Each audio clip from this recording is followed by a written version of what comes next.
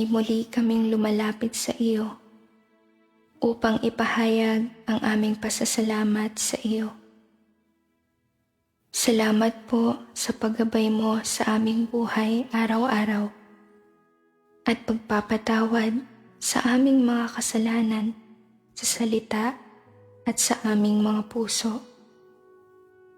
Panginoon, naway pangunahan at liwanagan mo kami upang anuman ang aming kalagayan, magkaroon kami ng pusong sumusunod at may takot sa iyo. Sa gayon, matatanggap namin ang iyong awa at mga pagpapala. Panginoon, naway payagan mo ang bawat isa sa amin na makita ang iyong gawain at patnubay sa amin upang maparangalan ka namin sa aming buhay at gawain. Para sa mga batang may problema, naway akayin mo sila sa pinakamagandang landas ng buhay. Panginoon, idinadalangin ko rin po ang mga nagkakasakit.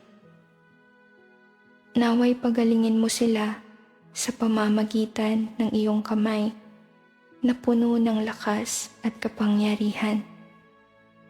At hayaan silang mabuhay at magkaroon ng lakas at suporta sa pamamagitan ng iyong mga salita.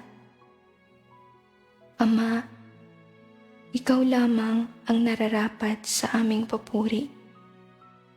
Kami ay lumalapit sa iyo upang palayain ang lahat ng aming mga gusot at pasanin. Salamat at papuri sa iyo. Amen. Panalangin sa gabi. Magandang gabi, mahal na Ama. Pagkatapos nitong araw ng paggawa, ngayong gabi